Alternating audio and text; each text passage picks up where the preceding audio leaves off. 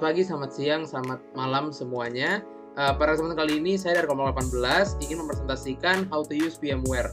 Dan kelompok saya terdiri dari diri saya sendiri. Habis itu ada Michael, ada Frandelo, dan ada Edward. Dan pada kesempatan kali ini presentasi akan dimulai dari outline apa saja yang akan kita bahas dalam presentasi ini. Tentunya ada latar belakang VMware itu sendiri dan mengapa kita memilih VMware, lalu ada kelebihan dan kekurangan dari VMware dan cara penggunaan VMware itu sendiri. Dan presentasi ini akan dimulai dari teman saya Edward yang akan mulai menjelaskan latar belakang dari VMware. Baik Edward, bisa dilanjutkan. VMware adalah perusahaan global yang memimpin dalam virtualisasi dan komputasi awan sejak 1998. Sebagai pelopor teknologi virtualisasi, VMware membantu organisasi memaksimalkan sumber daya perangkat keras melalui solusi seperti virtualisasi server, jaringan, penyimpanan, dan manajemen infrastruktur cloud. Teknologi VMware telah banyak digunakan di berbagai sektor seperti perbankan, pemerintahan, pendidikan, dan layanan kesehatan. Karena kemampuannya dalam meningkatkan efisiensi operasional, mengurangi biaya, dan mendukung transformasi digital. Next. Baik, selanjutnya saya akan membahas mengapa kami memilih VMware. Salah satunya itu VMware ini memiliki kinerja yang baik dalam menjalankan beberapa virtual machine dalam waktu yang bersamaan. Dan hal ini didukung dengan adanya teknologi hypervisor. Lalu VMware dapat bekerja pada multi-platform. Maksud dalam multi-platform ini dapat bekerja dalam Windows, Linux, ataupun Mac. Lalu VMware memungkinkan pengguna untuk dapat menggunakan energi dan ruang yang lebih efisien, yang memungkinkan dia jauh lebih hemat dalam menggunakan sumber daya. Dan tentunya oleh karena itu VMware dapat mengoptimalkan proses runtime dengan menggunakan sumber daya yang secara dinamis dengan cara yang paling efisien. Berikutnya teman saya Michael akan menjelaskan kelebihan dan kekurangan dari VMware. Ya, kelebihan VMware yang pertama itu Enhanced Resource Utilization, yaitu menjalankan beberapa VM dalam satu server, memungkinkan optimalisasi penggunaan CPU, memori, dan penyimpanan secara efisien tanpa membuang sumber daya yang tidak terpakai. Manfaat yang kedua itu ada Flexibility and Scalability, yaitu kemudahan untuk menambah ataupun menghapus VM sesuai kebutuhan. Solusi ini ideal untuk menangani permintaan yang fluktuatif, baik dalam skala kecil maupun besar. Manfaat yang ketiga ada Isolation and Security, yaitu memisahkan setiap VM untuk meningkatkan keamanan data dalam aplikasi. Dengan pelindungan tambahan seperti segmentasi jaringan dan enkripsi data untuk mencegah risiko serangan. Kemudian ada Redundancy and High Availability. Fitur High Availability memastikan waktu henti yang minimal dengan secara otomatis memindahkan VM ke server lain jika terjadi kegagalan untuk menjamin ketersediaan. Manfaat yang lainnya itu cost savings, yaitu mengurangi jumlah server fisik yang diperlukan, sehingga memangkas biaya infrastruktur, listrik, ruang penyimpanan, dan pemeliharaan secara signifikan. Kemudian ada Simplified IT Management, yaitu mengelola infrastruktur secara terpusat dengan alat seperti vCenter yang memudahkan pengawasan, konfigurasi, dan pemantauan, sehingga mengurangi kerumitan manajemen. Kemudian manfaat terakhir adalah Disaster Recovery and Continuity, yaitu mengotomatisasikan proses pemulihan bencana untuk memastikan failover yang cepat, melindungi data, dan menjaga keberlangsungan operasional bisnis meskipun terjadi gangguan besar. Next. Kemudian adalah kekurangan dari VMware. Yang pertama itu high licensing cost. VMware memerlukan lisensi yang cukup mahal, terutama untuk fitur-fitur tingkat lanjut seperti high availability, vMotion, dan atau pengelolaan pusat menggunakan vCenter. Kemudian ada hardware dependency. Virtualisasi sangat bergantung pada kualitas dan kapasitas perangkat keras. Jika server fisik mengalami kegagalan, semua VM yang berjalan di server tersebut akan terpengaruh. Kemudian kekurangan yang selanjutnya itu manajemen complexity. Ya, meskipun menawarkan alat pengelolaan yang terpusat, pengaturan awal dan konfigurasi VMware ini masih memerlukan keahlian khusus yang mungkin tidak dimiliki oleh semua tim IT. Kemudian ada sistem overhead, yaitu setiap VM membutuhkan sumber daya tambahan untuk menjalankan OS-nya sendiri. Sehingga ada overhead yang dapat mempengaruhi kinerja server, terutama jika hardware tidak memadai. Kemudian ada high maintenance needs, yaitu memerlukan pemantauan dan pemeliharaan yang berkelanjutan, termasuk pembaruan perangkat lunak dan firmware untuk memastikan performa optimal dan keamanan sistem.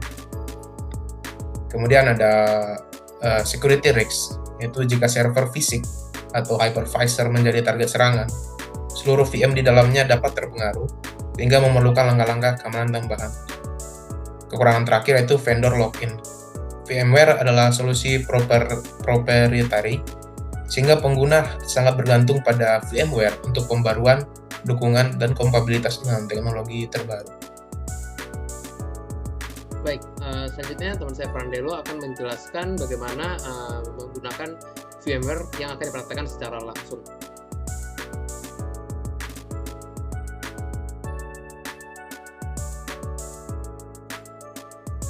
Baik, di sini saya akan memberikan tutorial untuk mendownload VMware Workstation-nya. Di sini kalian bisa langsung buka browser apa aja yang kalian inginkan.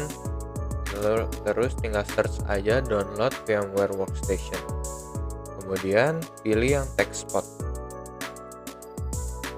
Setelah itu, di sini ada banyak pilihan download sesuai keinginan kalian. Kalian bisa pilih. Saya di sini mendownload yang Workstation Windows. Tinggal diklik aja.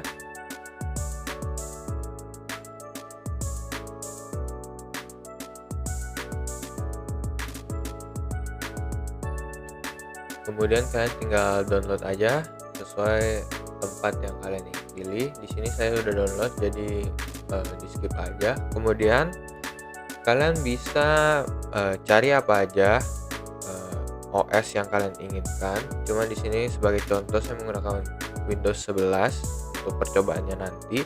Jadi di sini kalian bisa search langsung aja download Windows 11 ISO. Kemudian akan muncul Microsoft ini yang paling atas, kalian klik aja. Kemudian kalian scroll ke paling bawah.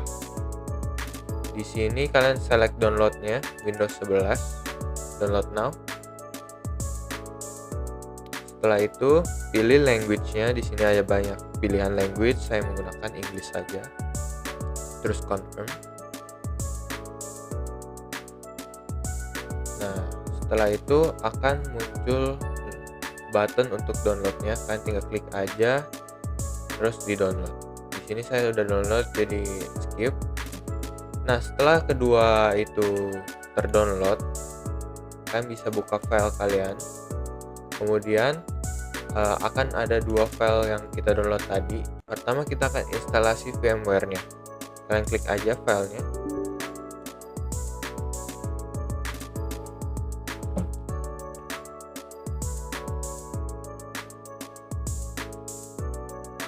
Setelah muncul ini page untuk instalasinya, kalian tinggal next aja. Di sini ada ya terms and condition-nya. Kalian bisa accept, lalu next aja, di skip. Kemudian di sini kalian bisa pilih tempat penyimpanan yang kalian mau untuk menyimpan VMware-nya. Cuman saya menggunakan default saja, jadi next. Terus dua ini kalau kalian nggak mau ubah apapun, biarin aja, tinggal di next lagi aja. Kemudian next dan install. Lalu kita tinggal tunggu proses penginstalannya selesai. Setelah proses penginstalannya selesai, ini di finish aja. Kemudian kalian tinggal buka aja VMware kalian.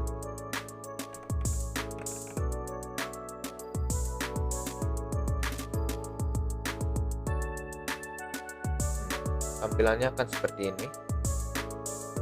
Kalian tinggal create a new virtual machine aja. Kalian tinggal klik di sini. Terus kalian bisa pilih ISO-nya yang tadi kalian sudah download. Di sini kan tadi saya download Windows 11. Tinggal klik aja ISO-nya. Habis itu di next. Kemudian di sini kalian bisa kasih nama kalian. Tempat virtual machine kalian mau namanya apa, cuman saya default aja begitu. Kemudian location-nya mau taruh di mana, lalu di next aja. Nah, setelah itu kalian buat password kalian. buat aja sesuai keinginan kalian.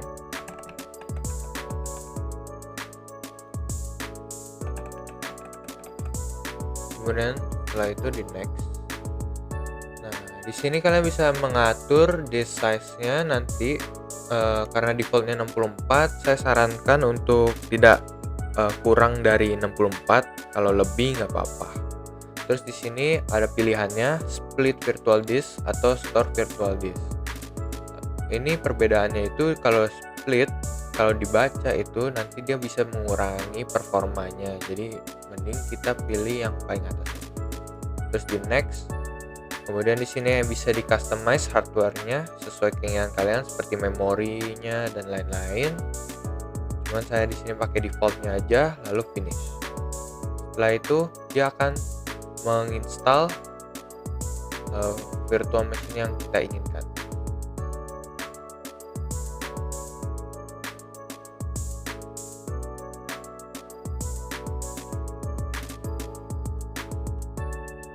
Nah, kalau muncul ini kalian enter aja. Setelah itu kita tunggu sampai proses penginstalannya selesai. Di sini bisa pilih language lagi, cuman saya pakai English. Next aja. Setelah itu pilih yang install Windows 11, di agree, lalu di next lagi. Di sini kalau kalian memiliki product key, kalian bisa masukin product key yang kalian miliki, cuman saya nggak punya, jadi saya pilih I don't have a product key.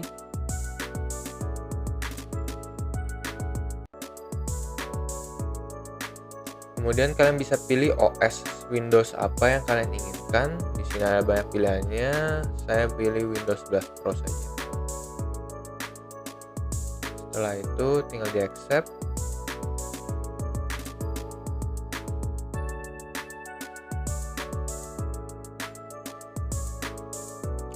Kemudian di sini kalian nggak usah mencet apa-apa, kalian langsung next aja untuk proses penginstalannya. Tinggal diklik install. Setelah itu kita tinggal tunggu prosesnya. Prosesnya ini tergantung dengan kapasitas komputer atau laptop kalian, seberapa cepat dia bisa menanganinya. Jadi kita tunggu aja.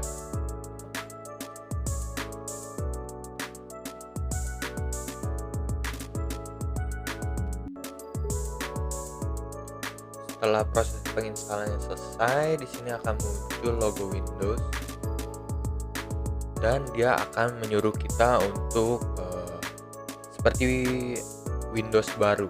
Jadi kita harus registrasi semuanya lagi. Di sini kalian bisa pilih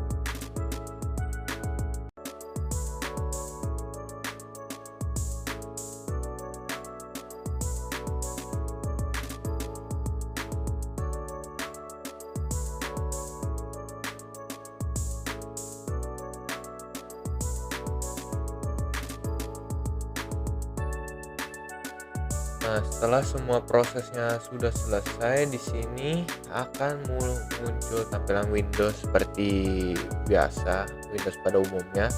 Setelah proses penginstalannya selesai, kalian bisa langsung aja gunain ini seperti Windows pada umumnya. Di sini kita bisa buka folder Microsoft Edge, download macam hal. Jadi ini anggapannya kayak desktop PC kedua kalian. Kalau kalian mau sudah selesai, kalian bisa shutdown aja di